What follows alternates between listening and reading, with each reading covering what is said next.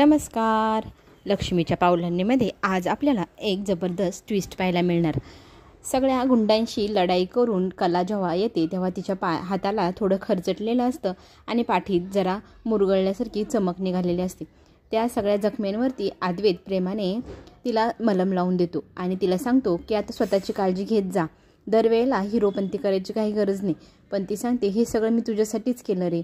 मग तो तिला छान प्रकारे गादी वगैरे अंथरून झोपायला सांगतो. मग कलाच्या डोक्यात एक युक्ती येते, याला त्रास कसा देऊ. मग ती अद्वैतला सांगते, तू एवढी मोठी अचिव्हमेंट स्वतः मिळवली आहे तर आम्हाला पार्टी द्यायला हवी ना. त्यावेळेला तो म्हणतो देऊन टाकेल की मग पार्टी. जाऊया हॉटेलमध्ये जेवण करूया आणि येऊया घरी. तेव्हा ती म्हणते ही काय रे श्रीमंत लोकांची बोरिंग पार्टी, मला असली काही पार्टी नको आहे. मला ना वेगळ्या पद्धतीची अशी छान पार्टी दे. असं मला सरप्राईज इतकं भारी वाटलं पाहिजे अशी काहीतरी युक्ती लाव आणि मला पार्टी दे. तेव्हा तो म्हणतो नक्की कशी. तेव्हा ती म्हणते तूच विचार कर कशी द्यायची आणि तू मला ती पार्टी दे आणि रात्रभर विचार कर हवं तर. मग तो विचार करतो काय करूया. दुसऱ्या दिवशी त्याला त्याच्या डोक्यात तीच गोष्ट असते. मग त्याला पक्या दिसतो. आता कलाला खूप चांगल्या प्रकारे तो ओळखतो. लहानपणापासून ते सोबत राहिले त्यामुळे प्रत्येक गोष्ट त्याला ठाऊक असावी. ह्या हिशोबाने मग अद्वैत त्याला विचारू लागतो की कलाला काय काय आवडतं तुला माहिती आहे का. तेव्हा तो सांगतो कलाला तुम्ही आवडता की. तेव्हा तो हसतो आणि म्हणतो अरे भांडण करायला मी आवडतो, बाकी खायला किंवा पार्टी असं काहीतरी काय आवडत असेल. त्यावेळेला कला ताईला जास्त असं काय आवडत नाही. हां, पण तिला खाण्यामध्ये हुरडा पार्टी फार आवडते. आता ही हुरडा पार्टी काय असते पक्याला विचारू लागतो. पक्या म्हणतो मला सगळं माहिती आहे, मी सगळं तुम्हाला सांगतो. मग तो सांगू लागतो पार्टीमध्ये काय काय ठेवायचं काय काय नाही. हुरडा पार्टी म्हणजे आपली कोल्हापूरची शान आहे असं सगळं तो कौतुकाने सांगतो. आणि आता ठरलं तर मग आपण हुरडा पार्टी प्लॅन करायची. पक्याच्या मदतीने मग त्याने सकाळी सकाळी सगळी सामग्री मिळवून तिथे छान प्रकारे हुरडा पार्टीची तयारी केलेली असते. सगळेजण तिथे जमतात. आबांना मग फार कौतुक वाटतं हे सगळं काय आहे. आबांना तो सांगू लागतो की ही हुरडा पार्टी आहे, कलाला फार आवडते. खऱ्यांच्या घरी ही पार्टी नेहमीच होत असते.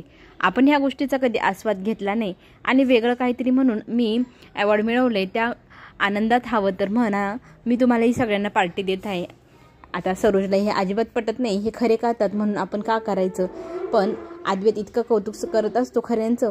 खऱ्यांकडे नेहमी ही पार्टी होत असते म्हणून मी ठेवली आहे आबा असं सांगत कलाला तो इम्प्रेस करतो. कलाला खूप आवडतं. कला मनातली मनात हसत असते आणि अद्वैतलाही छान वाटत असतं की मी हे सगळं फक्त कलासाठी केलं आहे हेही ते सांगतो.